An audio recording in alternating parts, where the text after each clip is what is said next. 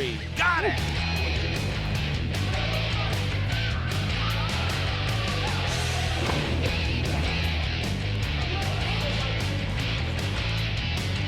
And it's good!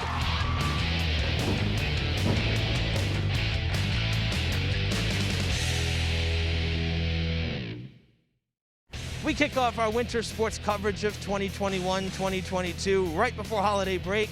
Boys basketball from the Luke Urban Fieldhouse as Attleboro has come to town. Hello again, everybody. I'm Evan Massoud. Welcome inside Durfee High School. Great to be back for high school hoops and great to have a broadcast partner, Brendan Kelly, boys volleyball coach here, former girls basketball coach. So great to have you, Coach. It's great to be back. 2 years since the last time we've done this, so I'm excited to be back. I was pumped all day for this, so I'm excited. Look a little different. 2 years, you had some time for the locks to grow out. 2 years, yep, the hair. So, yep, there we go.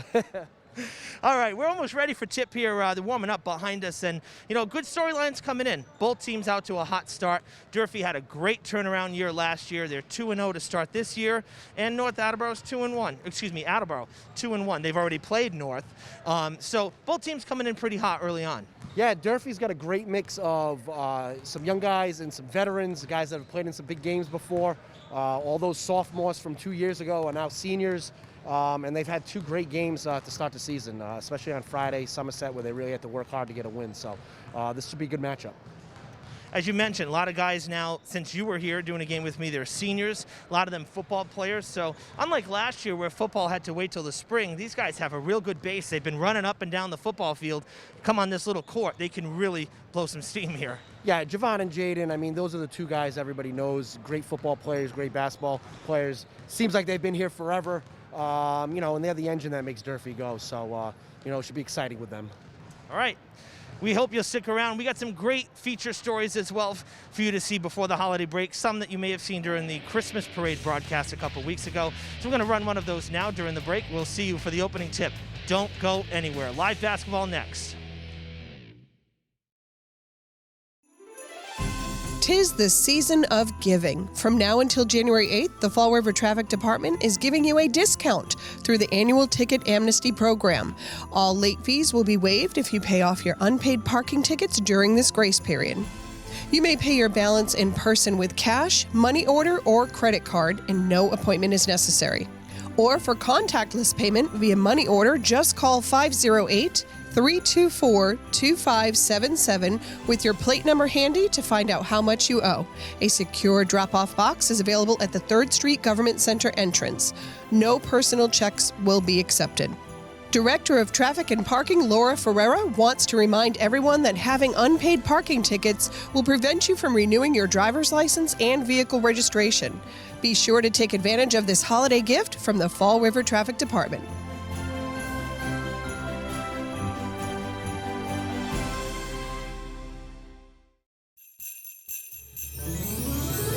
Seven Hills is the apex of a 5-mile hike from the National Guard Armory on Dwelly Street to St. Vincent's Children's Services. Members of the 215th are trained for this degree of fitness. The 215th Army Band of Massachusetts National Guard has won numerous awards, not only for their military training, but for their musicianship. The 215th was founded in Boston in 1950, but moved their headquarters here to Fall River on Dwelly Street in the 1970s. On this day, however, weeks before Christmas, their rucksacks are void of military equipment and instead hold toys and children's clothing. It's a selfless service, one of the values that we impose on soldiers when they go through their training. And we just try to make them realize that this is a good give back moment and an opportunity to give back to less fortunate in a city that has tremendous culture. It's the soldiers' 5th annual delivery to St. Vincent's, where currently 70 children ages 3 years to 17 are in temporary care. They get them, they open them, and then if they leave here for more permanent placement, they take their gifts with them. They're theirs forever. Dropping off donation boxes would be more convenient, but the Rucksack Toy March, which happens elsewhere in Massachusetts, is a visual request for future donations and a highly personal mission for members of the military. It's very fulfilling. It kind of gives you that jolt that you need to get through that last hump, that last hill, that last leg. So it's really a feel-good moment knowing that the citizens, in the community are pushing us and driving us along and supporting the beeping, the honking. It's almost like being in a parade. Teenage residents remain nameless for obvious safety reasons, but they are aware of the origin of these gifts. Jenny said St. Vincent's staff helped the teens bake muffins, a gesture of thanks for the many people who assisted in this undertaking. We love doing this one here in Fall River. Most of our folks in our unit come from all over the state, as well as other states in New England, so it is a bit of a drive when we get together. But it seems like every year there's another batch, there's another group of a few that want to take part. So I think it's probably cycled through our whole unit by now. The 215th is the oldest Army band in the country and considered one of the finest. They performed on September 11th at the dedication of the Captain Thomas J. Hudner Memorial Building at Heritage State Park.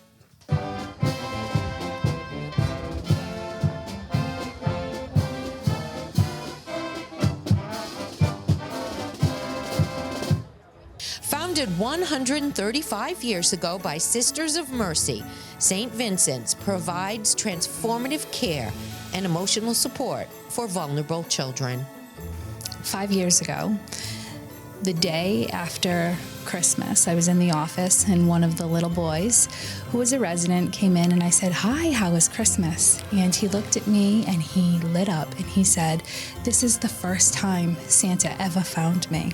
This is the first time I woke up and there were presents under my tree and they had my name on them." It took everything I had not to be overwhelmed with emotion. Donations were also delivered to Boston Children's Hospital. Reporting in Fall River, I'm Pamela Martin.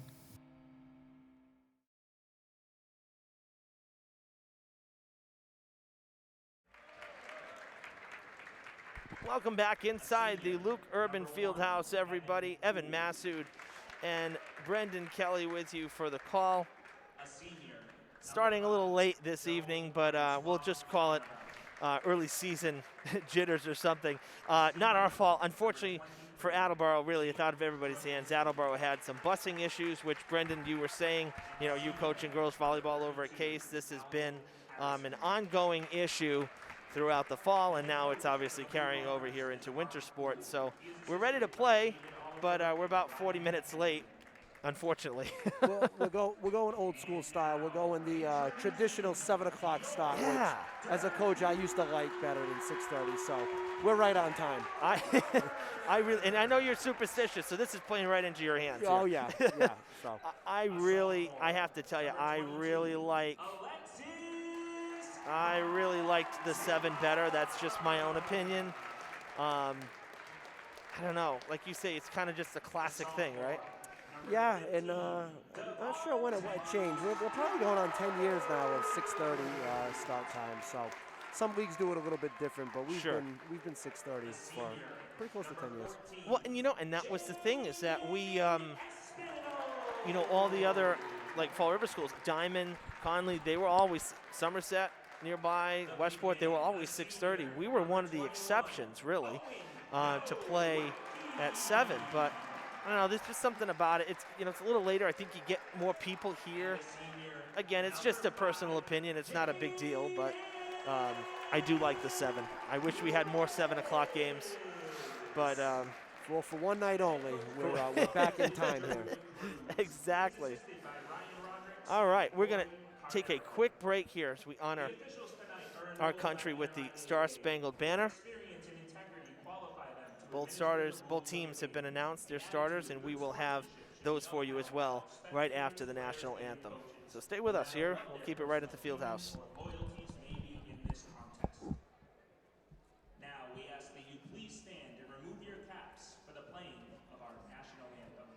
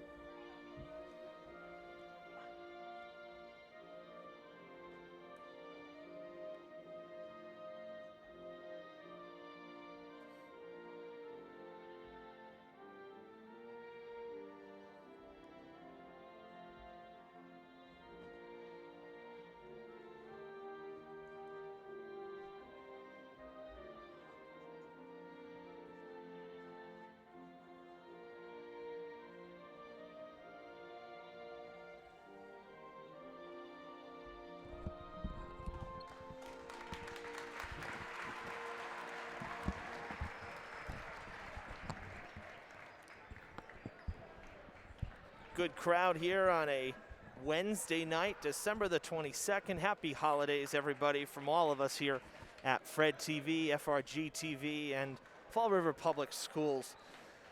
I'll take the starters for Attleboro. The Blue Bombardiers coming in at 2-1, led by head coach Mark Houle. Their starters are as follows. Number 1, Captain Evan Houle. Number 5, Joe Francois Annavelle. Number 21, Neo Franco, a sophomore who coach was really talking up earlier when I spoke with him pre-game.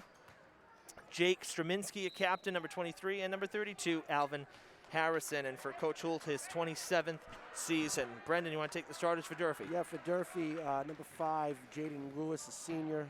Number 14, Jaden Espinal, a sophomore. Number 15, Devontae Stewart, another sophomore. Owen Iwaki, number 21, a senior. And junior, number 22, Alexis Montilla.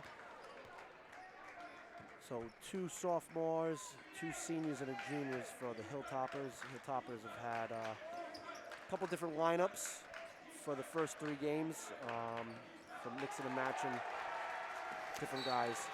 Yeah, unfortunately, we're seeing it with teams all over. They're shorthanded and whatnot, and, Attleboro's missing a few guys, some key guys on their roster, so is Durfee. So, unfortunately, that's just kind of how it goes right now, and Coach DeCruz was telling me also pre-game, he was saying that they feel pretty good coming into this one. He says practice has gone pretty well to start the week. Says he likes how the guys are playing. So he feels pretty good about it. And, nobody would know better than he, as he's the one coach of the team, as the Bombardiers are on the board. A 3-ball from Straminski to start it out. Well, this is why, teams right now, especially in the pandemic, year 2 of it, are carrying large rosters. Yeah. Unfortunately, this is where we're at right now in all of sports. So it's not just a Durfee thing or an Attleboro thing or a South Coast thing. And, that's why you carry large rosters, and, guys are interchangeable and guys are ready to play. In your notes, talking to Coach DeCruz, saying next man up. These are nice opportunities for, different players to step up and get extended minutes and play well. Exactly. And, and that's the whole thing. And, you kind of, it's like be prepared, right? We were in the situation last year, and we're still here. But the good news is we have fans in the field house, and we have a full season. So that's a real good thing, as Espinal went 1 for 2 at the line. The first foul of the game committed by Neo Franco of Attleboro resulted in 1 point for the Hilltoppers. Drive to the basket the other way for Francois Annavelle, and it's going to be Durfee's first foul of the contest, and it's on Nowecki. It's going to be important for the Durfee bigs to stay out of foul trouble. Right now in this lineup right here, Coach DeCruz has, Montilla and Devontae Stewart playing the big positions. It's going to be important for them to not get in early foul trouble and, be able to play those minutes, in the different quarters. Sure. JV was really exciting start. You were mentioning, we were kind of talking earlier while we were waiting, and what a great first quarter it was. But Attleboro kind of pulled away in the latter part of the game. 64-47 was the final for JV just about 10, 15 minutes ago before this one started. Hey, you got an opportunity to see Attleboro's depth. Attleboro has traditionally been a fantastic program. Oh, yeah. You said in your opening, Coach Houle, Espinal for 3. Coach Houle, 27 years at the helm of Attleboro. He was the head coach when I played 20 years ago, and yeah. He was the head coach when I was on the boys staff 10 plus years ago, and he's still doing a great job. They're one of the premier teams in what I think is the best basketball conference in the state. Well, the Hockomock is really a different animal. That was a great drive from Franco to the basket, but couldn't put it up. Lewis, his own drive, finds a lane, splits the difference, and the Hilltoppers have taken the lead. You see what Lewis is known for, his second speed. You see it on the football field. You almost see it again right there with a deflection. Yeah, and without Holly tonight, those two really defensively, the speed, we know it from football, as you said. you know, without Holly, unfortunately, it's really going to be Lewis that they're going to rely on heavily, I would say, at least defensively from that speed standpoint, this kind of stripping the ball. I said to Coach before the game, you know, it's a total football mentality. Stripping the ball, going in, punching it out. That's what you do in football and try to force a fumble. It's the same thing. Awkward fall there as Stewart quick to get up, but he will maintain the ball. The Hilltoppers. Yep. The Hilltoppers did a good job running the break. Attleboro did a nice job defensively getting back, not allowing the layup. Quick whistle on the inbounding pass. And it's going to be an offensive foul against Lewis, it appears. Yep, Lewis pushed off trying to get open. It's one of those tricks. Sure. Do it till you get called. It was called early, so. I scratched that. That was called on Montia, number 22. Oh, moving screen then. Yep. So Lewis did get away with it. He did, because I thought the ball went to Lewis, and that's where the official was looking, but out of play it goes. Nice stop for the Hilltoppers here. They're kind of setting the tone of the game and making Attleboro play at their pace. Out to Espinal, now to Stewart. Around the horn we go, Montia. Off to Nowecki in stride, out to Lewis. Now well defended by Beverly. Tries to get through, underhand flip, goes sliding down to the court. Quick to get up, passing down this way to Hool. Going for three, knocks it down. From downtown, Evan Hool is on the board, and the Bombardiers back ahead by 2. Fantastic break by Attleboro. 1-2 quick passes and an open three-pointer. Tell you one thing, you know, we mentioned that Holly's out for Durfee. Well, Attleboro missing a couple key guys as well, and not the least of which is the junior forward Trevor White at 6'5". So I'm sure the Hilltoppers are happy they don't have to defend him tonight. Yeah, that would be a significant height. Sure. You know, Ariel Pereiro, when in the game, can match up height-wise, but you know, it's just too bad that, you know, we're at this point of the season, you know, Right. a couple weeks in, and you know, we were very lucky in the fall that it was pretty close to normal as far as game prep and knowing who you're going to have on a day-to-day basis. Right. I can't imagine now, you know, these teams playing competitive schedules, you know, reintroducing rivalry games and fans in the crowd. You don't know who you're going to have on a day-to-day. No, it's challenging. I think the only thing that maybe is a bright spot is just knowing that it's not just you going through it, that, you know, at any given night, any coach in the state could go through it. Yeah, and that's the whole thing is, you know, at least, I guess if there's one consolation to it is it's not just these two teams. You know, everybody's kind of feeling it. As you know, well, actually, we didn't really put it out there, but we're supposed to cover last Tuesday's home game here, girls against Conley. Conley shut down till after Christmas, after the break. So they're not playing any hoops until after vacation. And that's going to be a scheduling nightmare for Bishop Conley. Stewart with a great step in and taking the charge. Absolutely. That was a offensive against Straminski. I'd like to say that we worked on that in second period basketball class, but we do shooting only in basketball class, so Devontae can take credit for that one on his own. There you go. And that was actually on Harrison 32. Nowicki with the fadeaway jumper inside the arc, no good. Down the court, tipped out of play. Harrison cannot handle it. Milwaukee with a good job getting back defensively, forcing an awkward pass. And he will inbound to Lewis. Jaden Espinal off to a good start for the Hilltoppers and what his first varsity start. Yeah, 6 of the 8 points.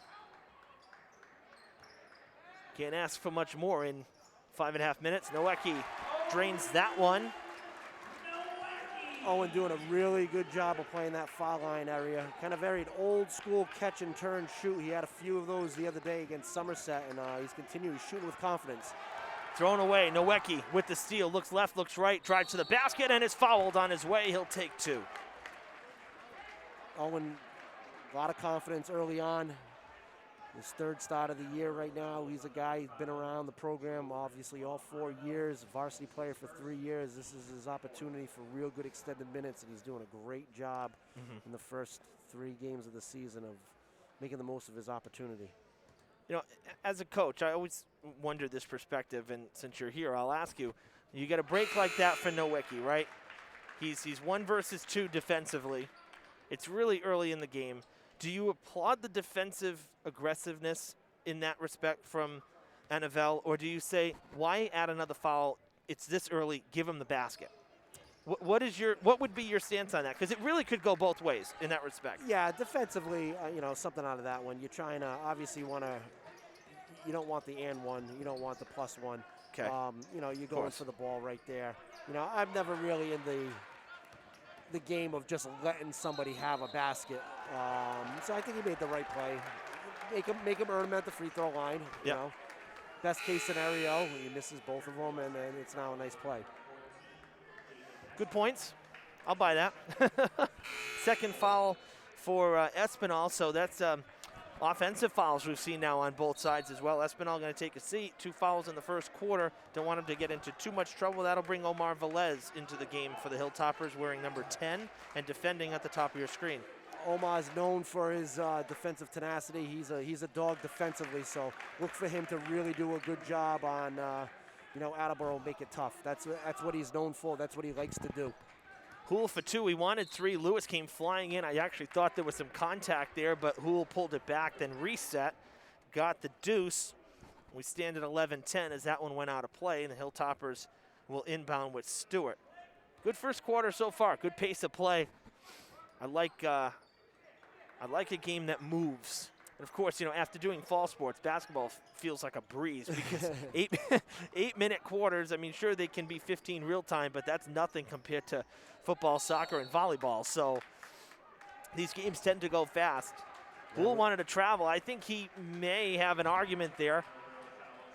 5th foul against Attleboro, so both teams racking them up early. Hilltoppers are moving the ball really well offensively. They're multiple passes each possession, and you know, getting good opportunities. Hilltoppers have a clean shot clock.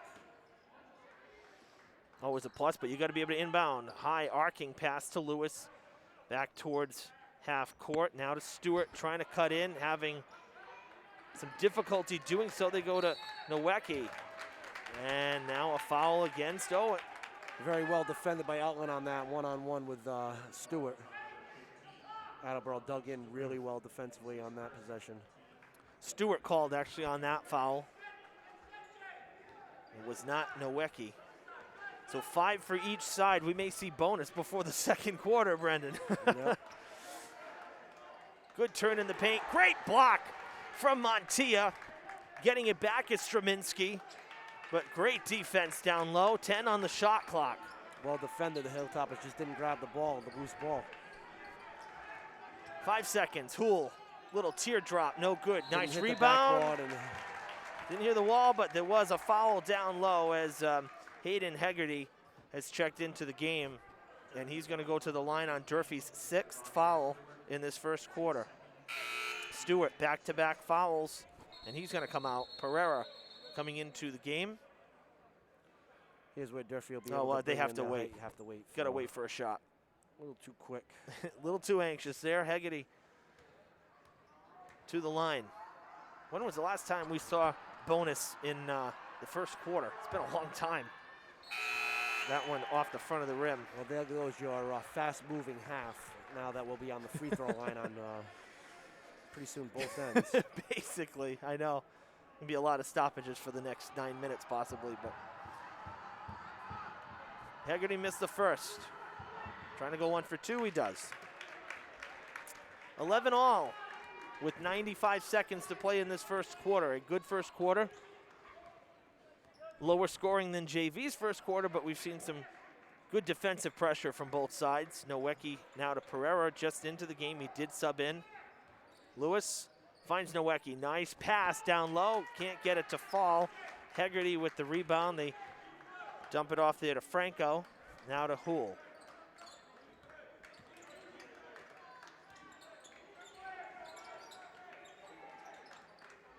.15 on the shot clock. Attleboro very patient in their offense right here. Straminski for 3. With a great shot. That's his second from downtown. Attleboro, multiple options. Move the ball well. Got a great three. End of the shot clock.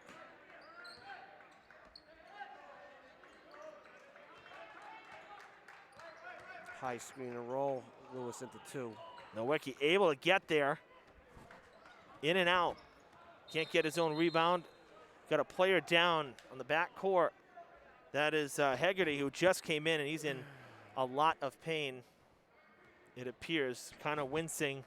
Our trainer, Kelly Mahoney, quickly heading out. I didn't even see him go down, quite frankly. I did not either. I don't know if it was a non-contact or...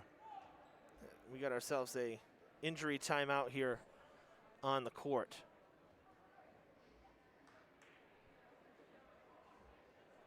Yeah, I mean, basically, the shot from Lewis, or the pass rather to Nowicki, he tried to get his own rebound, so we're kind of focusing on that. Didn't see Hegarty go down. But being tended to on your screen.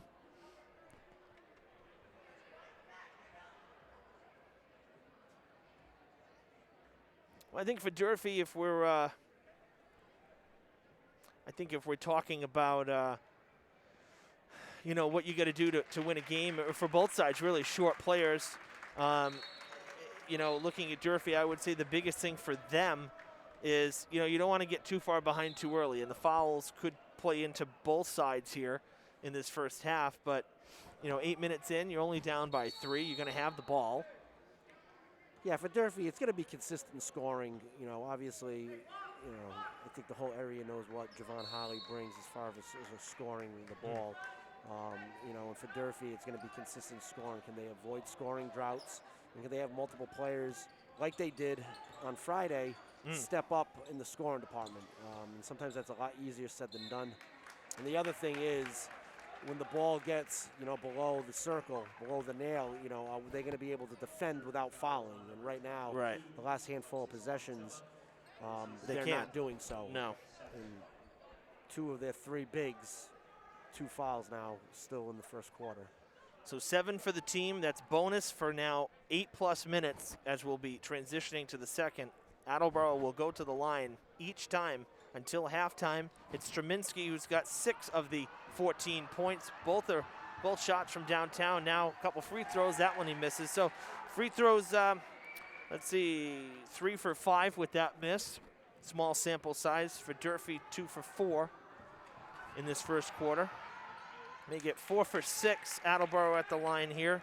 They up their lead to 15-11. Attleboro with a little 2-2-1 press to close out the quarter. Going to try and slow Durfee down, not give them an easy one, and maybe even get a turnover. Exactly what they did. And they got it. Oh, he threw it away, and a whistle comes in before the ball goes out. I think we may see another foul here. We'll go to the free throw line. Attleboro, exactly the reason why they did that right at the end of a quarter. Haven't shown it all quarter. All of a sudden now Durfee's got to think a little bit more, bringing the ball up, and they cause a turnover and going to go to the line with opportunity for 2. Defensive foul, Durfee's 8th team foul. This is a 1-and-1, and Houle makes that ever important first shot. That one's... If Attleboro makes this one right here, Durfee's going to have to make sure that they have their press breaker in right here. You hate to give up another turnover with 5 seconds to go. Really, really bad closeout of the quarter if Durfee's not careful. It's a 7-point first quarter for Houle with those 2 free throws made. Lewis, full steam, just like he goes up the sidelines, and the basket will count at the end of the first quarter. That's what speed will do for you, folks. He just got those 2 points right back. J.J. Lewis, what he's known for. Ridiculous. He went 2nd and 3rd right at the end of that. Absolutely. 2 dribbles and right at the layup at the buzzer, Jaden Lewis. Can we just talk for a minute, too, about what a football season he had? Talk about a spark plug. He really had, defensively and offensively, he really was one of the true stars this season, and he had a huge Thanksgiving Day game, as did a number of them. But, you know, defensively, we saw picks. We saw, you know, great pressure as, you know, out in the secondary, good pass protection. The Somerset game, that second half, he just went off. I mean, he really had an incredible senior year. Yeah, Jaden's the type of kid, I think he's a next-level player. Yeah, you know, I would agree. I think he has the opportunity, you know, local and maybe beyond, you know, to play at that next level. with an extra 4 or 5 years, your body changes, you get bigger, you get strong. And he's a kid that does a really nice job in the weight room. You could really, really see the transformation this past year from him, with the weights. He's got natural ability, and he carries a little swag with him too. And that confidence goes a long, long way, on the football field and on the basketball court. And he does a nice job. He's just a tremendous athlete. And I know Taylor Brown's going to miss him, as well as the other seniors. Isaiah Thomas, of course, 4-year starter for QB. Javon Hotley. I mean, I could name a bunch. Their football's going to look very different next year, as will this team. So, basketball was really a great turnaround story last year. I would have loved to see what last year's team would have done in a 20-game season. So hopefully this year they'll have equal success. A 2-0 start, it's never a bad thing. Yeah, it's one of those things, and you can talk about it in multiple sports of what last year's sports calendar brought and what could be, and there's a lot of teams that had the what ifs. Sure. If you think about it, you drive yourself nuts. But these guys, Jaden's one of these athletes that really, really, I'm sure opposing coaches are like, this guy's still here. Well, that's the thing. When you have, let's give Pereira some dibs as well, as he just came back into the game, knocks that one down as Durfee with the opening possession. But absolutely, these guys, 4-year varsity starters, you're right, it makes you feel like they've been here forever. Yep. And the same went for, your counterpart, Kelly Bullier with girls volleyball. Last year, the senior corps that she graduated, they were all starting freshmen 5 years ago. So, you kind of almost, you say, oh, it's the regulars, the usual suspects per se. And it's going to be very strange when a lot of these names are not called next year, when we don't see them on our roster. That's a great take to the basket from Francois. Lewis tried to slide under there and grab a charge, but didn't get planted quick enough. That was a really good take. 19-15 as we begin the second. Evan Massoud and Brendan Kelly with you for Wednesday night basketball. Our final tilt before the holiday break. I should say our only tilt, really, because we didn't get to do one yet. We did have student crew filming the swimming and diving meet. Nice fadeaway from Owen Nowecki. The meet yesterday afternoon from the Jarabek pool here. Some great pictures online, really showcasing, obviously our great pool. And shout out Chris Policino. He's got the program rolling in the right direction. We'll talk about right direction right there, too. Franco from another time zone drains the three from way outside. But absolutely, Policino is, I did see the photos. They looked great. If you want to catch that meet, we had our student crew filming it. That was against Martha's Vineyard. And so that is currently airing. It's on our YouTube channel, Fred TV Sports. And, of course, you're watching live basketball now. This will be available for replay as well. Next week, the Skip Karam tournament is still on. Very happy about that because this court was renovated, this whole building, as you know, a year ago. And this is the Thomas Skip Karam basketball court, so it will be rededicated at the start of the tournament next Tuesday. We'll have a camera here to record that as well. It'll be available shortly thereafter. Getting that ceremony, that is going to be for 2 or 3. It is for 3, so Attleboro has extended their lead now very quickly to 10 points, and I believe that was Beverly with the 3, number 31, down in the corner. Yeah, Attleboro is answering. Nowecki came with a nice little 15-foot jumper, and Attleboro since come back real quick and moving the ball up the floor. Durfee's going to really have to dig in defensively a little bit and slow this down. Durfee fouls on number 23, Jaleel Simmons, his first. Jaleel Simmons just into the game for Durfee, number 23. This is Durfee's 9th foul, his first. Attleboro picked up one as well earlier in this quarter that I missed. I don't know who it was on, but they have 6. So one away from putting Durfee into free throw land as well. At the line right now is Neo Franco, 1-1. misses it, it goes out of play, so it doesn't hurt the Hilltoppers that time. Stewart and Espinal back in the game, going to have to play with 2. Yep, they got to be careful in the next 5.5 minutes. I actually thought, when I heard the whistle, I thought it was Coach calling a timeout, Coach DeCruz, but it was actually that foul on the court. Durfee's really going to have to find who's going to put the ball in the basket right now, with Milwaukee and Lewis right now taking a quick breather. Attleboro in great defensively. Speaking of, Beverly with the strip. Good set there from Espinal, but Beverly not baiting the charge that time, and he puts it down for 2. It is a 12-point lead for the Blue Bombardiers, who have really opened things up here in the first 3 minutes of the second quarter. A long 3 misses the basket, out of play it goes. Lewis back in the game. Montilla doing what he does. Montilla doing what he does. Hustle plays, getting extra possessions. Really does a nice job doing the old school dirty work.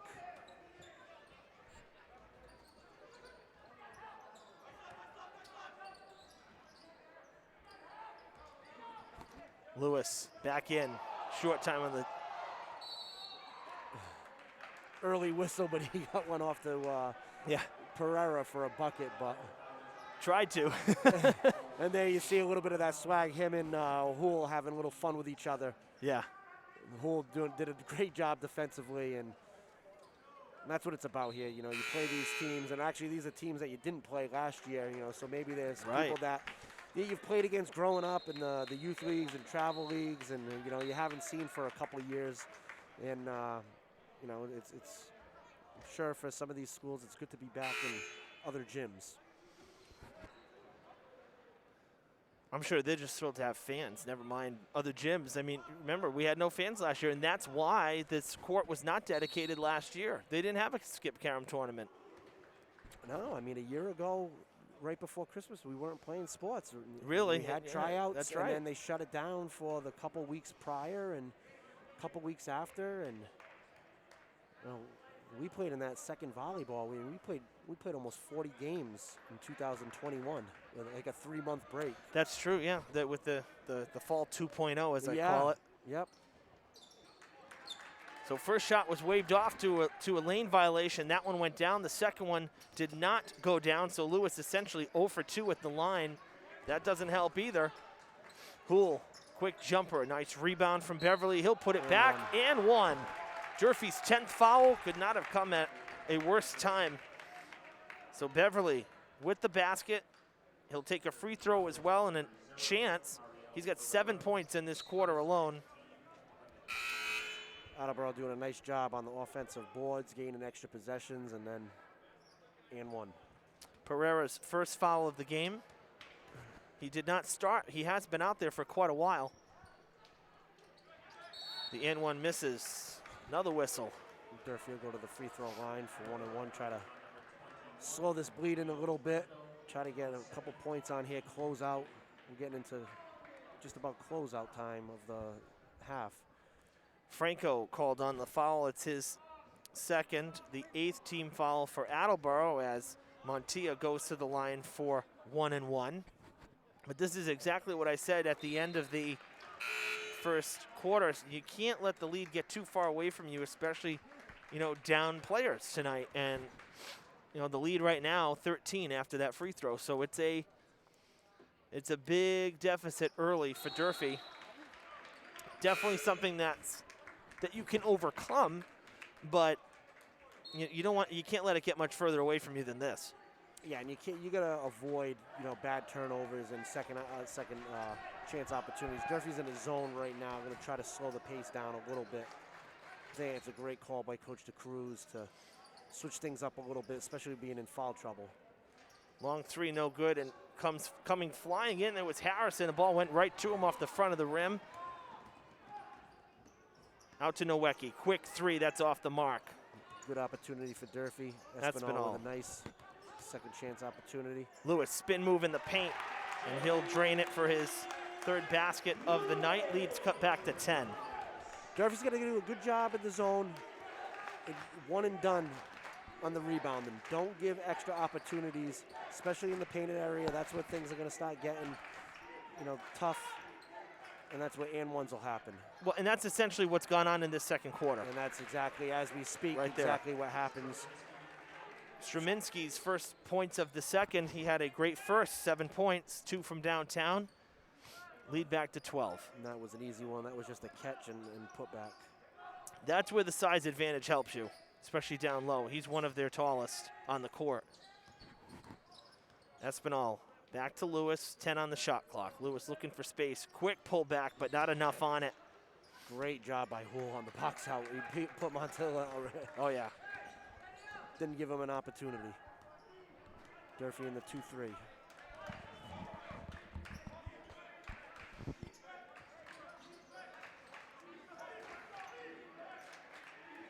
Attleboro once again very patient on the offensive end. Really moving the ball. Is going side to side, in and out.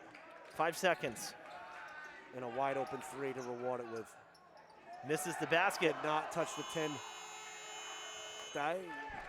That's a turnover on Durfee, and it absolutely is.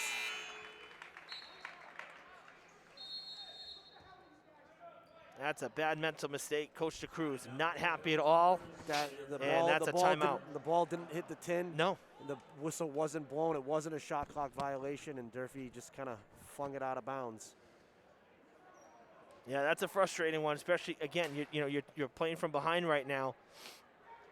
Only 8 points in this quarter for the Hilltoppers. Going back to talking about, in the first quarter, where are the points going to come from? Yeah. And while, on the offensive end could be some struggling, you can rebound on the defensive end and limit second opportunities. The fouls slowed down a little bit, so they haven't gone to the free throw line the last couple possessions. But, these are the things that, in a basketball game, these are the details that are, important. So I guess the question now, right, we haven't seen a lot of foul troubles, but that's, and then we're also seeing Attleboro with those second and third chances now. Is that Durfee backing off a bit because they're in foul trouble? Are they getting, a little more, should I say, I don't want to say nervous, but trying to be cautious, I guess? Yeah, I think they realizing that they can't just go and jump with them. Right. And you can't jump with anybody. You have to box out. And, I think a little bit of the size, but there's no blocking out right now. No. Nowicki with the rebound, Espinal to Lewis as we roll up on the final 2 minutes of the first half. Well, you saw 2 feature pieces. Hey, there's a 3-ball from Espinal, his second.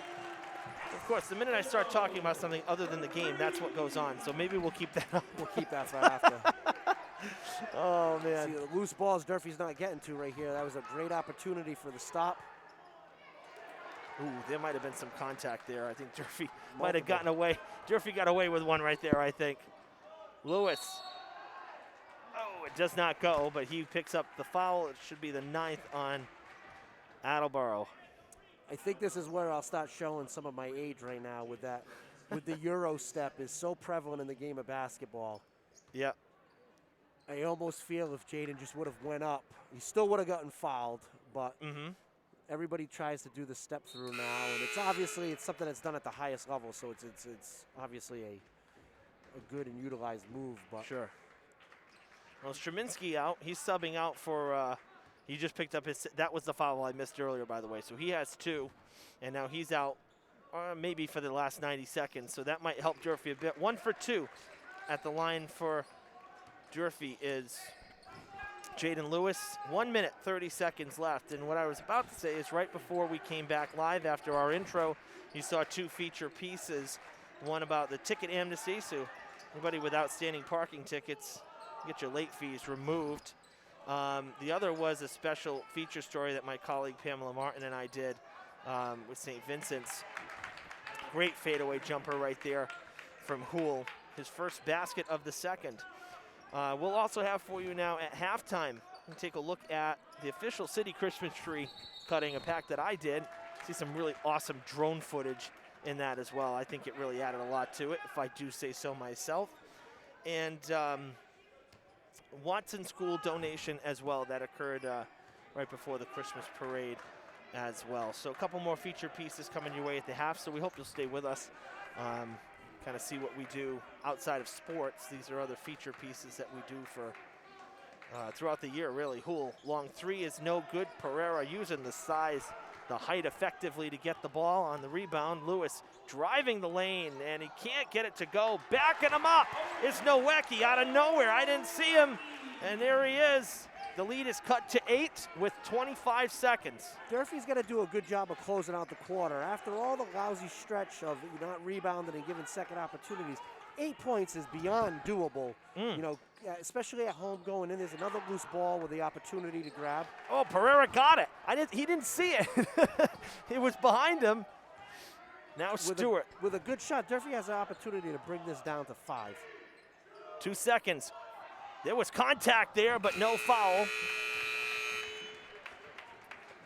37 to 25 at the half.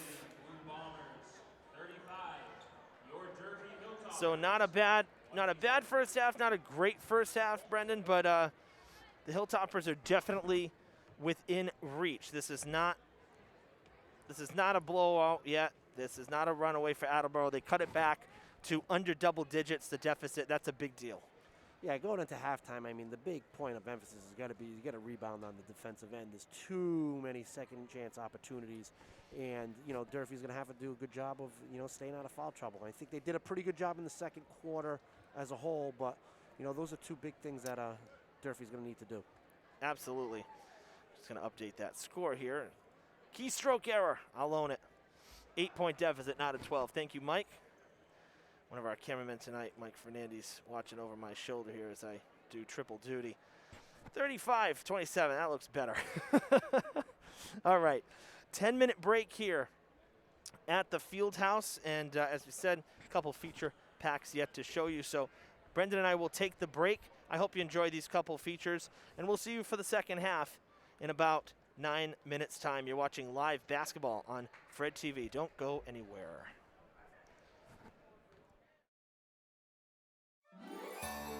On a crisp morning in late November, a section of North Underwood Street was blocked off. Neighbors wondered why. Road maintenance? More waterline replacements? Nope, none of that. Work crews were out removing a blue spruce that's outgrown its boundaries. This pine has the distinction of being selected as Fall River's official city Christmas tree for 2021.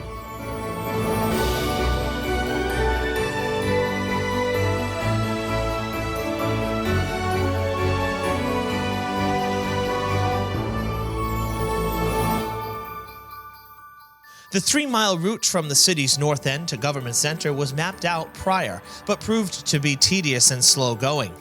The fabulously shaped pine weighs a whopping 4,000 pounds. It's a beautiful tree, really beautiful, and thank you to Mr. and Mrs. Medeiros from North Underwood Street for donating it. I think it's one of the tallest we've ever had. As you can see, it's probably about 8 to 10 feet above the council chamber. So I'd say it's one of the tallest, maybe not one of the fattest trees we've ever had, but it is definitely one of the tallest, about 40 feet. The tree will be strung with more than 5,000 lights.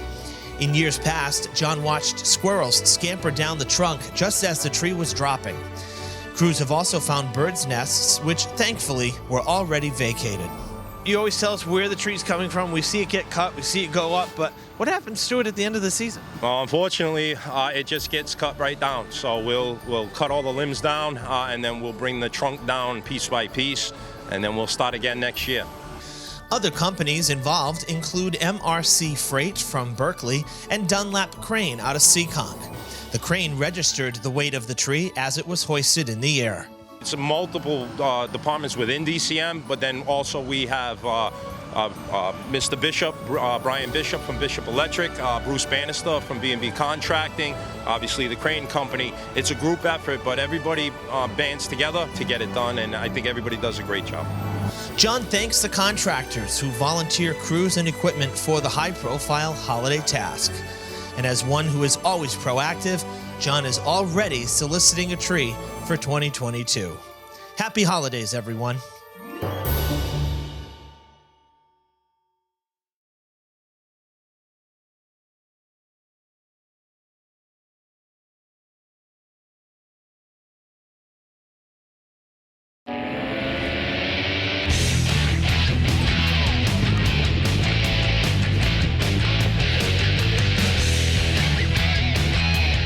3 called. Base hit and your game winner. Shot. Good. Hall with room. Hall taking it to the house.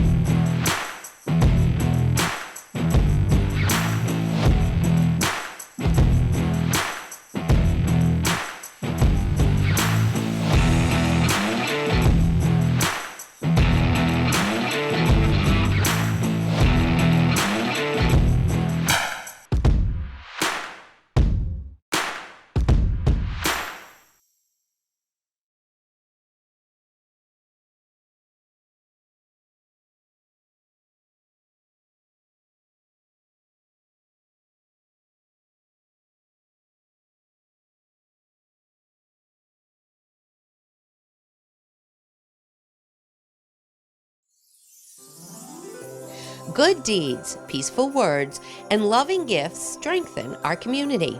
Love is a muscle and must be worked and shared. Worshippers at St. Anthony of the Desert raised $4,000 to purchase turkeys and other food items. We try to live the gospel to its fullest and to be proactive, not just in word, but in deed as well. Giving is the best feeling. It's giving over receiving, and I want people to understand that, especially in this time of year. And I really, truly believe that's what it's about, not to sound cliche, but once you do it, you feel the reward. So I encourage everybody to give more than they receive, especially in this time of year. In 2018, Monsignor James Roux was assigned to St. Anthony of the Desert. He was excited for a fresh start and to serve at a smaller parish. Well, let me tell you, I was living in the great city of New York, in the borough of Brooklyn. And when I first moved here, people said to me, "Father, it's a nice-sized city." I said, "Well, how many inhabitants?" They said, "Oh, roughly 80,000. I said, "Excuse me, my neighborhood in Brooklyn Heights, Brooklyn by the Brooklyn Bridge, was over 80,000 people." But I found a loving community, an accepting community, very welcoming to everyone. I love it here. I loved my neighborhood in New York, but I'm so glad to be out of New York. So this is home for me. The collection will feed 30 families at Watson Elementary School on Eastern Avenue. The caravan of volunteers delivered the food boxes, which will be sent home with the neediest children. We have families living together in multiple generational homes, but yet, because of the financial times, people really need this support at the holiday season, and we are very grateful to St. Anthony's. The original church was located near Watson Elementary. Many older members of the parish were raised in this neighborhood. Lebanese immigrants founded St. Anthony of the Desert about 110 years ago in the Flint. Now, in the mid-1970s, the church moved to Eastern Avenue, its current location, and has about 200 families. Concern for the students' well-being carries over to the home environment. Watson School staff seek assistance for children who lack warm clothing and nutritious meals. People are working, but they're working 2-3 jobs, and it's just people aren't able to make ends meet at the holiday season. It's tough out there. The collection drive was so successful that additional donations are on their way to veteran centers as well as St. Vincent's Youth Services. Maronite Youth Advisor Julia Corey says all generations have much to share. My connection to my spirituality, to God, to my church, it really pays off at the end of the day, and you can sleep well at night, and you know it's all about feeling the peace at the end of the day. In addition, St. Anthony of the Desert is donating toys for more than 150 children, assisted by agencies across the city.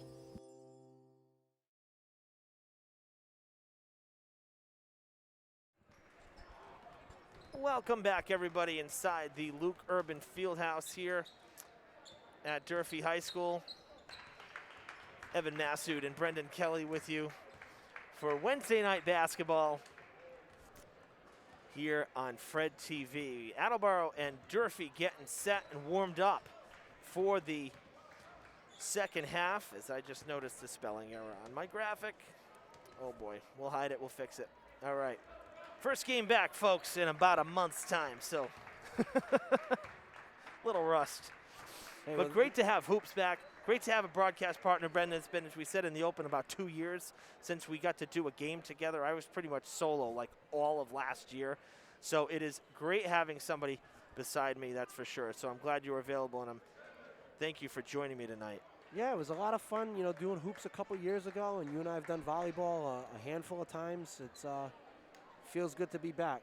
It feels good to be back with fans in the stands as well. It's a nice crowd here. That was a big thing last year. Although I will say this, it was quite interesting being able to hear everything that's going on the court and the benches last year without the noise of the fans. It was a totally different thing that I have to be honest, I can't say I disliked, because wearing the headsets, I really am hearing only me and you, and then the drone of the white noise of the fans. So hearing the conversations and the communication on the floor, I had a real appreciation for that last year too. It was a totally different perspective for calling a game. Yeah, it was a totally different perspective coaching too. I sure. Not over dramatic and say I had a hard time with it, but I didn't enjoy it. Yeah.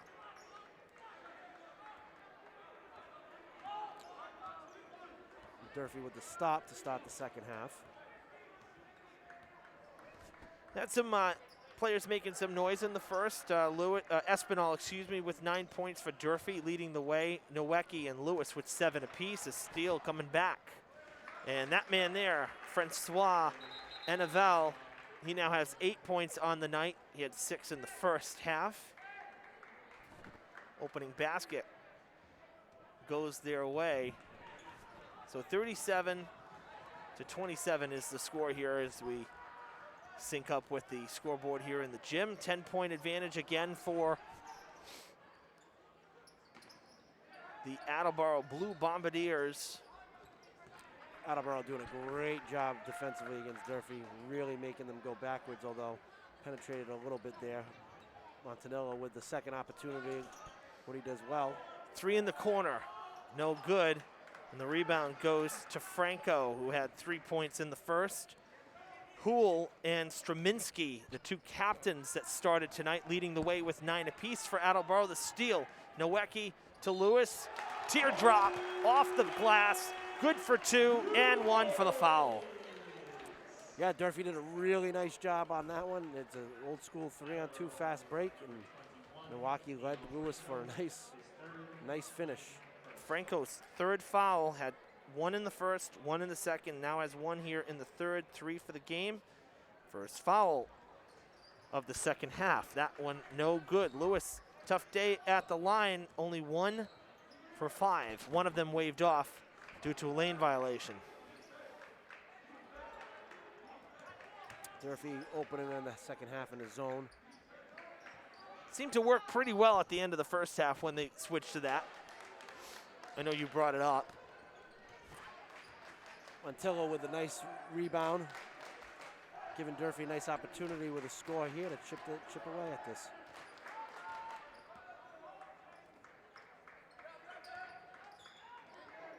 $10 on the shot clock. They'll get it to Lewis now at the point. Stewart to his right, looking for a lane, pulls up. That's going to be well off the mark. Montilla It's kicked out. Extra 3-ball. opportunity. Espinal continues his good shooting. 12 points on the night for him. That's his third from downtown, and this is what we're talking about. You know, Attleboro had all those second, third chance efforts. Well, guess what? Now Durfee's getting those opportunities. And Durfee's doing a good job cleaning up one and done as Harrison with a turnaround jumper. Harrison for the deuce at about free throw line range. Espinal having a great game, though. No shot. Foul on the floor. Jaden, definitely one of those players that Coach DeCruz talked about at the beginning of the game, you know, making the most of his extended opportunities. And only a sophomore, you know, he's somebody who, you know, probably in 3 years we're going to be saying, this guy's still here because he's a fantastic baseball player. Started on the varsity as a freshman last year and what was pretty close to a normal season. Great dump off by Lewis to Espinal. What a pass. Well done. 5-point game again. Durfee's going to really dig in defensively right here, really get a stop here. Well, they got Attleboro in a little bit of foul trouble because the 2 fouls picked up in this quarter were Franco and Straminski, who both now have 3 fouls for the night. So those are 2 guys that I guess if you had to draw fouls early, Nowecki for 3. Got it! That's good! 2-point ball game. And it's a timeout on the court. 10 points for Nowecki, and the Hilltoppers have closed the gap here in the first 3.5 minutes. Great job by the Hilltoppers coming out of the half. This is exactly what you want to do coming out of halftime. Really, really come into it. I guess there was some miscommunication on whether or not there was a timeout. I think there was just substitution. I think that's what it was. But I thought can't sub after a made basket, so I'm not sure what happened there. I honestly, I don't know. That's weird. There was no foul. I thought I saw Coach Houle with the timeout signal. Would make a lot of sense. Slow Durfee down. So that's the only thing. Maybe he called the timeout just to make a switch. No good. Nowecki with the rebound stays in. And the big difference is Durfee's rebounding the ball right now. It's a complete turnaround than what it was in the second quarter with that. Attleboro is going to a 2-2-1 press right now. Is going to force Durfee to be in their press breaker and make sure they're organized. With that substitution, I think it worked against them because Durfee got into their press breaker. They weren't. Straminski back on the bench. Franco is out on the bench as well. Both, again, sitting with 3 fouls, so Coach Houle having to force his hand and put some other guys in. 3 in the corner for the lead, no good. Great job by Harrison blocking out Montilla right there, making sure that he wasn't going to get another rebound. Stripped, picked back up by Anavel, and a foul for 2 shots. And Durfee's going to do a better job of keeping them out of the painted area because once things get in there, those guys are old school bullies.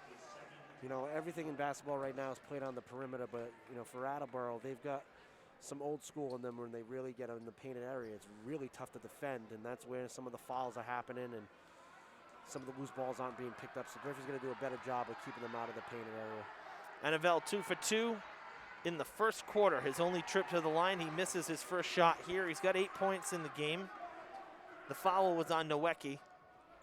His second first team foul. Franco getting ready to sub back in for the Blue Bombardiers. Second one is good, and the substitution as well. So 1 basket puts Attleboro up to the 40-point mark. Hilltoppers a deep ball away from tying it up. Attleboro back in the 2-2-1 press. Yeah, really playing up. They get it past half court. Nowecki, and it's tipped, and it's stolen by Hegarty. Good dump off to Houle. Misses the open layup. He'll get it back. Jumper fade away, and he'll make up for it. That's just beautiful. Durfee's going to do a better job of staying out of the trap zones. 3 versus 2, thrown away by Lewis. Francois Anavel to the basket. There's that Euro step that I said I didn't like before. Worked absolutely perfect on the other end. Yep, and just like that, 44-37. 5-point run here for the Blue Bombardiers. Durfee's got to keep the ball out of the air like that. Really what I used to call him, the coach of the girls, lofty passes. Lewis slows the bleeding a little bit. Thought the whistle was almost a little early for the ball leaving. It was kind of close, but the basket will count. Franco's 4th foul. He just came back into the game, and he will depart as quickly as he came in. Going to sit for a while. 4 fouls for Neo Franco, the sophomore guard for Coach Houle. Lewis makes it a 3-point swing. That's big. Has not been particularly sharp at the free throw line tonight. 44-40. And a timeout called by Coach Houle. 4-point game. What a fun third quarter. It was 35-27. The Hilltoppers have netted 13 and held Attleboro to just 9 through the first 5 minutes of this quarter. Not too bad. That's kind of what they needed to do coming out of the locker room. Yeah, they came out with a lot of energy, and obviously making shots helps. Sure. You know, and they did a better job on, you know, rebounding on both sides of the floor. What they've got to do against their presses, they've got to make sure they have straight line passes. If the ball's in the air, Attleboro's quick, they're big, and that's where the steals are going to come. But right now, sure, Coach Cruz going over their press breaker and making sure that they'll be set, you know, and know their options and where to go for that. And here we are, deep in the third quarter, and we've got a nice ball game here. Exciting stuff, that's for sure. This third quarter's been very entertaining. We've seen it both ways. Just give you all a little preview. You know, we've got a really good complement of games the week we come back from break. January 4th, a Tuesday. Another swim and dive meet against New Bedford, and then girls hoops after that. We'll get to see the Lady Hilltoppers for the first time this season, led by their new head coach, who's not new.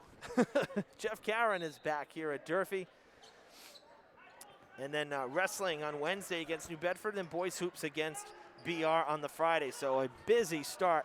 When we get back in January, we'll hit the ground running with more winter sports. These December games always kind of, you know, tiptoe around, kind of get your feet wet into the season. Yeah, they come quick after, you know, the couple weeks of tryouts, and then the first couple, then next thing you know, Christmas. And I always liked, as a player, I always liked these December games. I always thought they were super exciting early season games, and I enjoyed them a lot, too, as a coach. No, I mean, I do, too. I think it's good because if you were to wait until after Christmas for games, I mean, you're talking a major layoff and changing the whole dynamic of the school calendar for games. So, but you don't get, because of football going so late, you just don't get that break really from fall to winter. Winter to spring, there's usually a pretty decent couple weeks there. At least around here it always seemed that way, because so often we had, you know, we'd have snow or whatnot on the fields and we wouldn't be able to play. There were so many seasons where Durfee played baseball and softball away. Yeah, for the first month of the season, you know, all of April. That's what I mean, yeah, like 10 games on the road, then come home for all your home schedules. So in May. In May, yeah, right, exactly. Beverly's second foul, 4th team foul, that one on the court.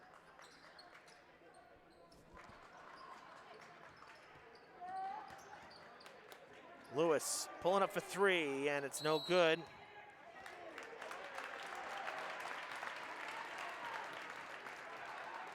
Anaval called for a loose ball foul on the block out of Pereira. So Hilltoppers, that's his 3rd foul, and Durfee will get a fresh shot clock.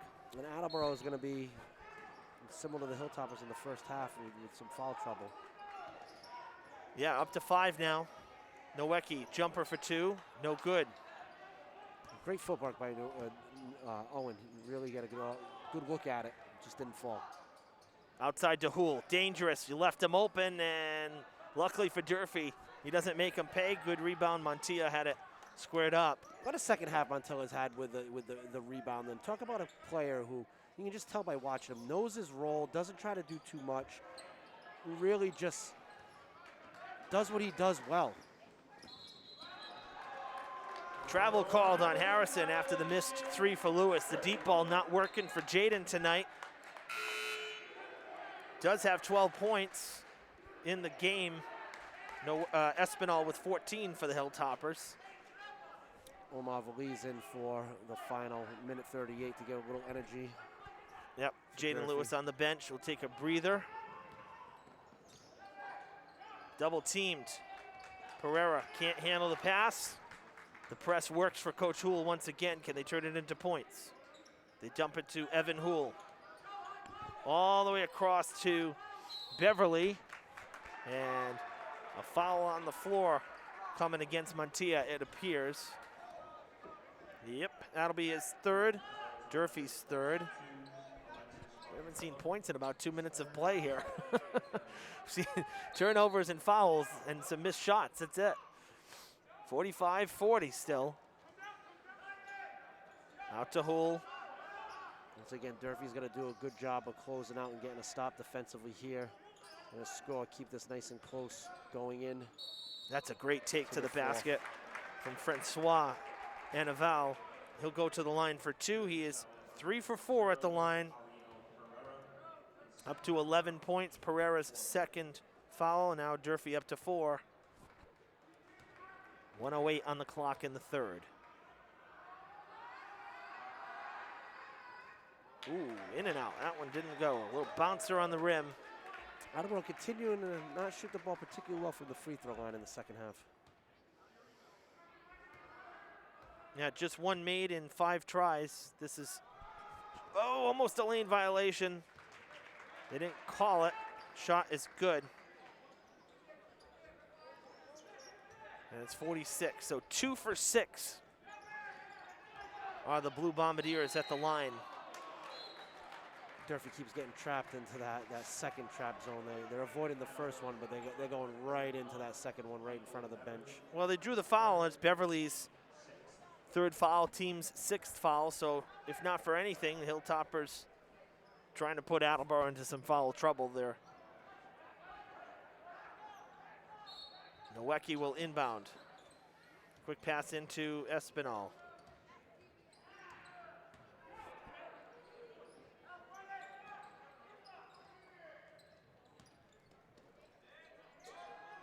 Nowecki for 3, no good. Pereira going up the ladder is boxed out. Second referee is gonna might change this up. Looks like he's gonna reverse the call. I think so. Durfee will have a side out underneath. Excuse me, out of bounds underneath. Nope, they don't change it. Or totally fake us out. Coach DeCruz questioning it. Second ref went over with what looked like a very stern reversal, but I know they faked us out.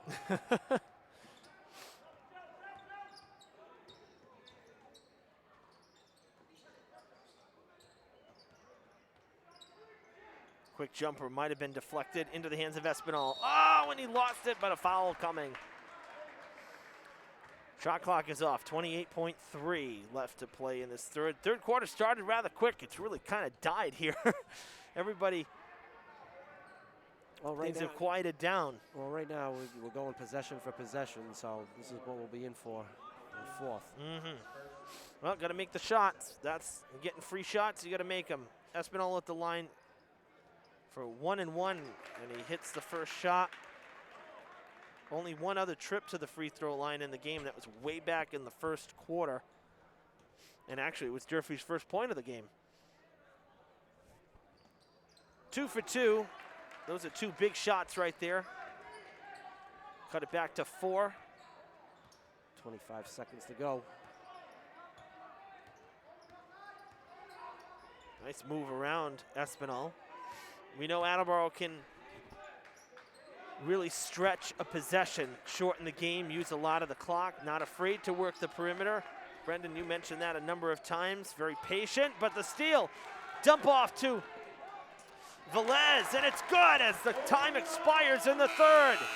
Hilltoppers made them pay for their patience that time, and Durfee's cut this to a 2-point game. They were down 8 coming into this third quarter. It's now 46-44. It's a great third quarter, and it was really Espinal and Lewis getting it done for the Hilltoppers in that third. Great defensive possession for the Hilltoppers at that last one right there. And Omar Valise coming in and doing what he does, bringing some energy, being really, really pesty on the ball, and then finishes with a nice layup in transition and take it to a 2-point deficit going into the fourth.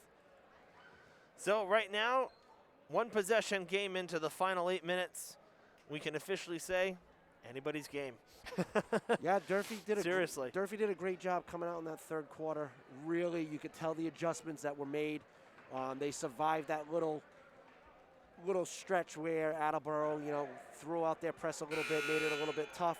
And then they just did a really good job rebounding. And then obviously Espinal doing a heck of a job stepping up and putting the ball in the basket. We asked, early in the game, with the absence of some scorers, who's going to be that person? And Jaden is clearly said that he will be.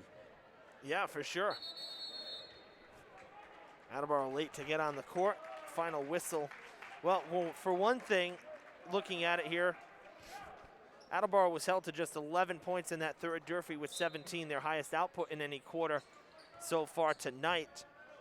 They also kept Hool quiet. They kept Straminski quiet. They kept Beverly quiet. 3 guys that had great first halves. So I would have to say more of the same. For 3 in the lead. Got it! Espinal having a fantastic game. Without a doubt, his welcome to the varsity moment. Espinal had 9 first half points. He now has 10 second half points. Give him 19 for the game and the game high so far. Stripped. Pressure. Velez to the basket. It's with good. A great finish by Velez. With pressure, maybe a little contact, but nonetheless, the basket counts. Durfee's going to do a really good job of settling down defensively right here. Everybody's excited in the gym. You couldn't have asked for a better start to the fourth. We don't want to be overexcited and get a cheap foul. Another steal. Oh, it's one tipped. more. 3 versus nobody. Velez, easy layup. Timeout. Hilltoppers have scored 9 straight. That is an incredible, incredible start to the fourth quarter by Durfee defensively. Making all the hustle plays, getting out in transition. Omar Velez with an incredible stretch right now. Getting his hands defensively, loose balls, and then 3 transition layups.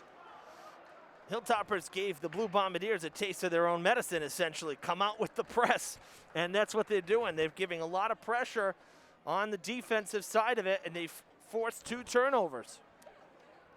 Awesome job with the energy, loose balls, and doing a lot of the little things to come out of that quarter. Again, stated before, Durfee's going to do a good job right now. Use this timeout that Attleboro called to really kind of settle themselves down. 6-man right now is a little loud. There's some energy in the gym. Durfee's excited. The energy is through the roof. Want to make sure everything is under control and we're not over-hustling. Exactly right. No silly mistakes. You only have 4 fouls, so you have some wiggle room there. You're into bonus. Attleboro is essentially. So Durfee's going to the line every time now. Right now, you have the advantage. You have the momentum. You have the lead now. Largest lead for Durfee all game. And you're in your own house. That always helps. Yes. There's some energy in the gym, some pre-Christmas energy right now in the gym. Durfee right now is another steal. Espinal has to slow up, pull up jumper, and wow. That's good. That was a 2. heat check. That was a heat check, and he is feeling it right now. Velez with another deflection started that play. 21 points for Espinal.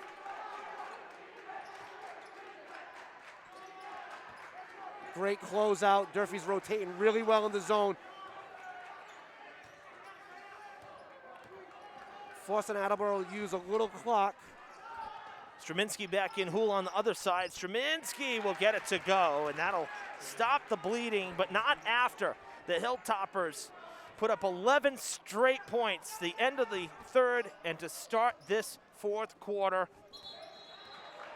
Travel against Pereira. Same thing on the offensive side right now. Durfee's going to make sure that everything is under control. And just kind of dawning right now, that Durfee's biggest fan on the bench, Jaden Lewis, has been on the bench just coincidentally through this whole thing with his kind of scheduled rest. Right. and showing what kind of teammate he is. He's the first guy up jumping right now, cheering for everybody. I can't imagine he'll be on the bench much longer. No, foul coming. Hool was wide open in the corner, nobody near him, and Franco decided to take it himself, or excuse me, not Franco, Harrison took it himself, and now he'll have a chance at a three-point swing as Pereira picks up foul number 3. It's Durfee's 5th. And Lewis, just as we speak, Lewis is popped up to the scorer's table. Is going to hop in right now. Going in for Milwaukee right now. Scheduled break. First shot is missed.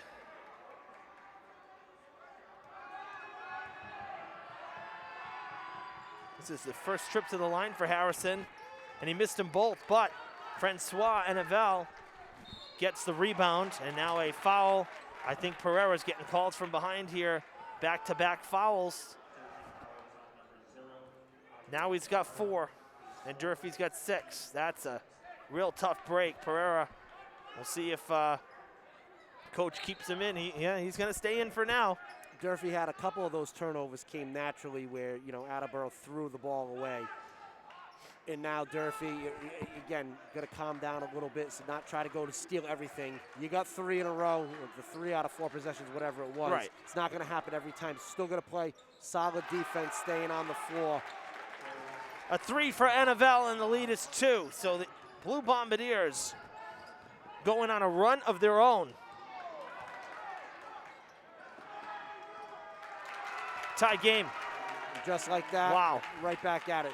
These are 2 good teams right now. Of course. Playing really, really hard. Each team's playing hard. It's going to be who can execute, who can stay on the control. Wow, got that off. Down low. Now out to Lewis. In the lane. Great job by Jaden Lewis to get into the lane and make a shot right there. And what'll go unnoticed is Montilla slowing things down, taking an opportunity to catch a breath and getting settled, getting Lewis the ball. Exactly. No, because he had to real stretch. Velez was double teamed. He got it off without the travel. Lewis steals it. He didn't get the ball away. Actually, a good foul by Attleboro. Did they foul him or was it a trap? It was a foul. Foul, okay. The foul is on Hool, his first. 8th team foul, and Lewis will go to the line. Lewis is, 2 for 6 at the line this evening, having made 2 of his last 3. Durfee taking care of the ball and getting to the rim. They're going to be shooting free throws the rest of the night. No good, the 1-and-1. Missing the first shot as Lewis will go back the other way.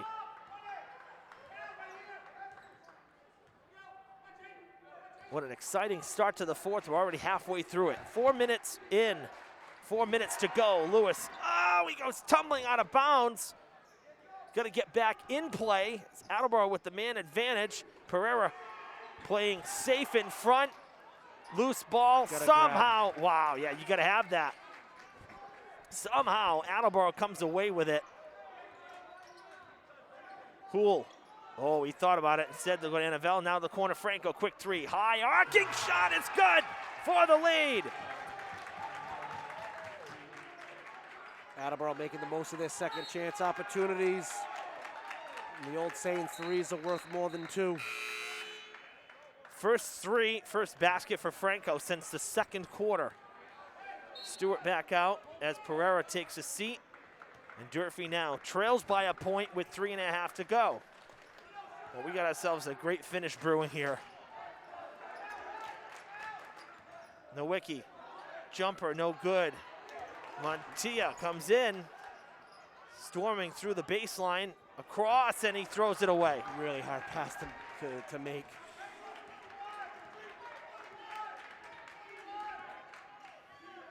Time and score situation is going to be so huge right now. With full 3 minutes to go. Every possession is going to be right down to the time and score. Durfee's going to have to make sure they're aware. Shot clock. Oh, what a pass. That was just drawn up beautifully. Harrison with the basket. 3-point Attleboro lead.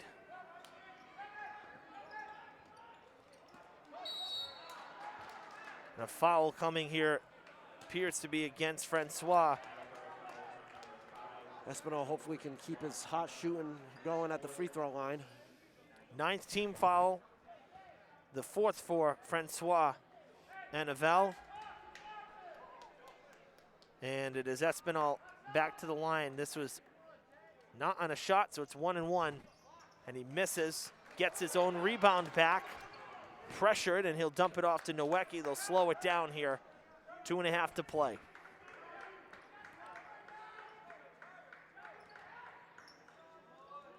Fade away, no good, knocked down on the back end of it.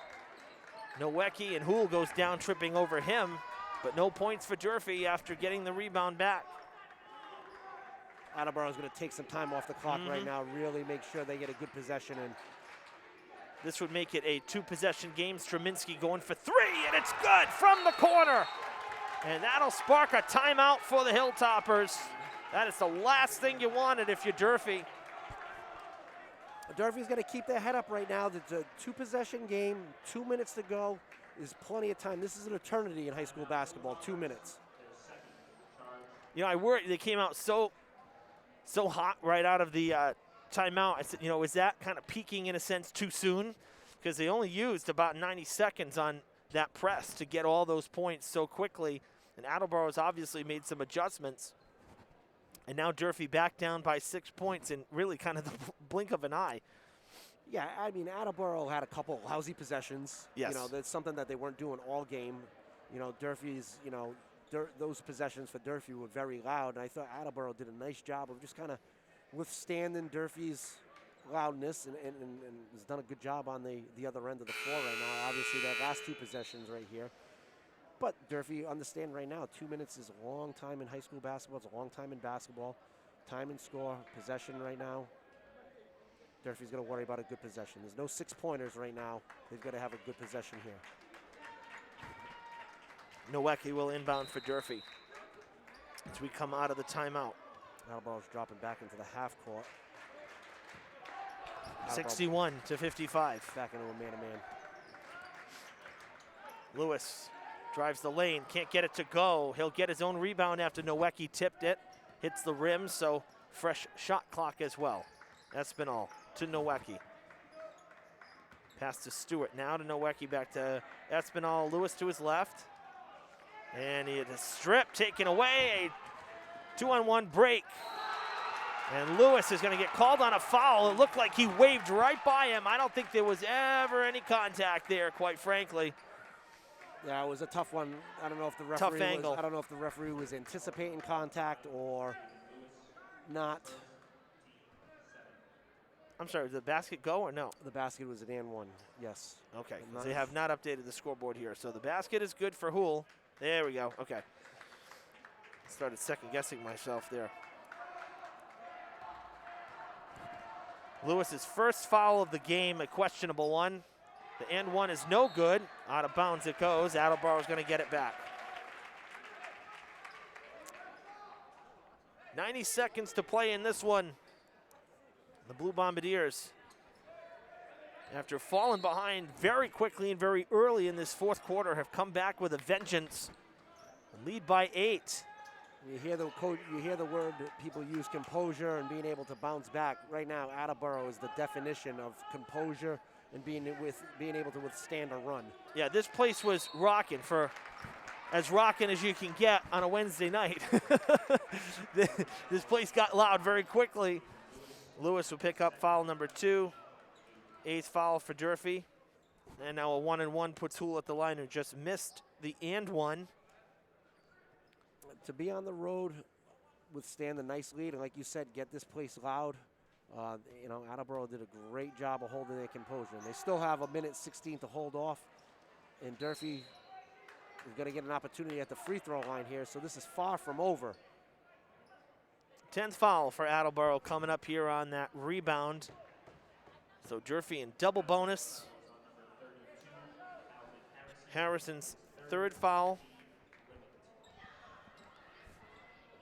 And it is going to be Montilla at the line. Only 1 trip to the free throw line in the game for him, and that was back in the 2nd. He hit both shots. These are some crucial shots here. That one well short. No good on the first.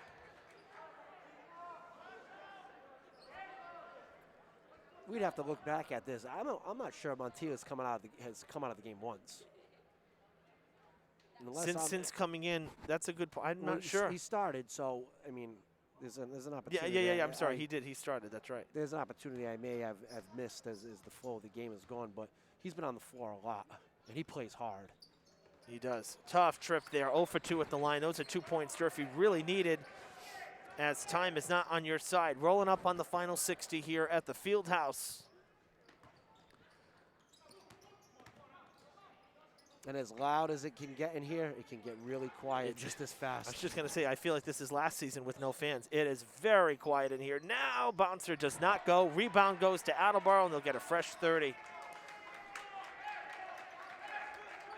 Right now, Attleboro's in the delayed offense right now, and yep,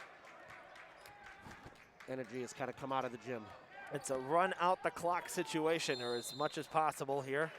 Foul coming. Durfee. Lewis with his third, the 9s for the team. 2 more shots for Evan Houle. He's missed his last 2.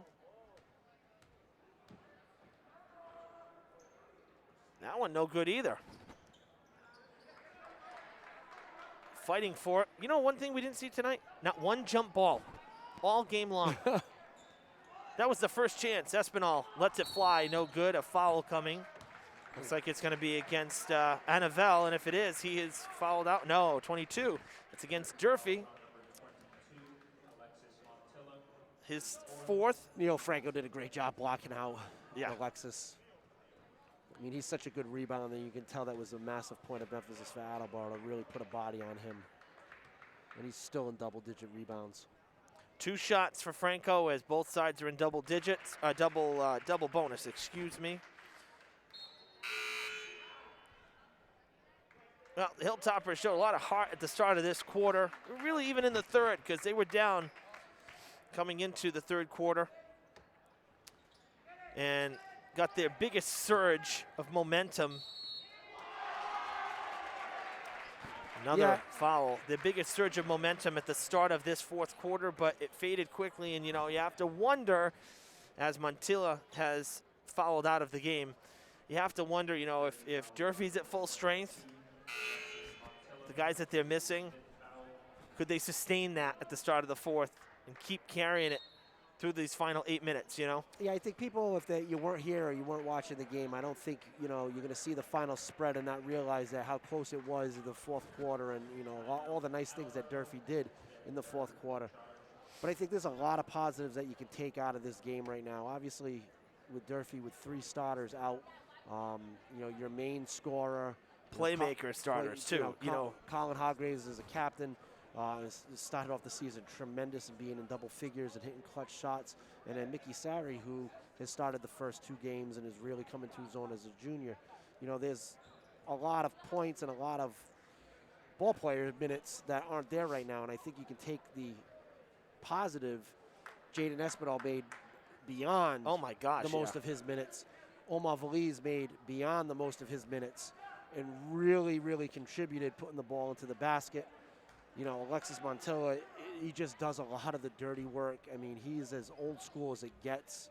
I mean, you could implement him into the 80s and 90s with his style of play, and he would fit right in with that. So I think there's a lot of positives that Durfee needs to take away with it right now. Obviously, it wasn't the outcome, but there's a lot going into the Skip Karam tournament. A lot of positives. Oh, yeah. And Durfee will face Brighton in that tournament, which starts Tuesday. Again, they'll be rededicating the court to Coach Skip Karam. Didn't get to do it last year with no fans here and no tournament. Pereira going to let it go, and that is good for 3 from downtown. One final shot. There is a foul with 3.6.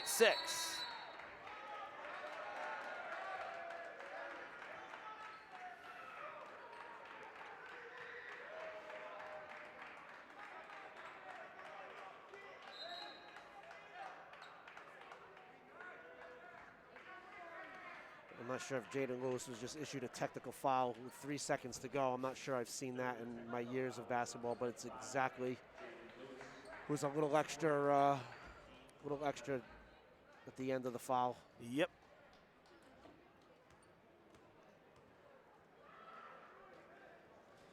Shot misses for Beverly. 0 for 2. Very small sample size, of course, but 0 for 2. Attleboro will host Feehan next Tuesday while Durfee's hosting Brighton for Skip Karam. The tech doesn't end up meaning anything here. Lewis's 5th foul, however. Attleboro with the opportunity to add to the spread. Franco hits the first. Yeah, the Skip Karam tournament, the rededication of the court will be a special moment. You know, this is always a fun tournament during the Christmas break. And it'll be great to have Mr. Karam in the house. Oh, yeah. Legend. You know, to see the place. Yep. Legend. And one of the reasons why I love basketball so much. Maybe the reason. Yep. And one of the more humble guys you'll meet, too. He knows the game. That's for sure. Shot at the buzzer is good, just for good measure. Running up a little bit in a sense. But you played to the buzzer. And I thought that was a great pass, by the way, yes, to Straminski as he ends the night with 16 points, a 7-point fourth quarter for Straminski. So he bounced back nicely after nothing in the third and only 2 points in the second. He really kind of found his stride here in the fourth quarter to help Attleboro come back from behind in this one, which has gone final. A final score here of 69-58. The Attleboro Blue Bombardiers come back in the fourth and defeat Durfee by 11 here at the Fieldhouse this evening. Fun game. We saw a little of everything, really. You know, you were talking about, just to preview, you know, the Skip Karam tournament. Folks, next Tuesday it kicks off. If you want to see that ceremony, be here, 6 o'clock. It'll be a pregame ceremony. But, you know, Coach Hool even, he says, I remember coming here. He says, he played in the late 80s during Durfee's championship runs. And he said, you know, coming here was a different animal from anywhere else. Well, I mean, that just you know, this place was just packed, probably past what it should have been. Well, that's just, you know, as a little kid, you know? the uniqueness of walking in here right. and watching Mr. Karam's teams play. And like I said, that's probably the reason I love basketball as much as I do. And, you know, coming in and just being just mesmerized by the crowd on every night. Right. And, you know, a lot of that, you know, has to do with Mr. Karam. So it'll be a great night for that tournament. It's fun. I'm glad to have it back. Bringing some of the Boston City League teams down. That's a great league. There's good basketball there. Taunton, you know, it's going to be good basketball, all 4 games. Should be. Just one final stat here. Espinal finished the night with 21 for Durfee. He led the Hilltoppers for scoring. And the Blue Bombardiers, when it counted, they put up 23 points in the fourth quarter, so they closed it out. Even after having to come from behind, they closed it out strong. All right, Brendan. Good one tonight. We wish everybody at home watching happy holidays. Be safe. Enjoy your family time. And we look forward to seeing you back in January with a full slate of coverage here on Fred TV. Final time in 2021. My broadcast partner, Brendan Kelly. Our camera crew, Sam Montero and Mike Fernandez. I'm Evan Massoud, wishing you all happy holidays. We say so long for 2021. See you in January.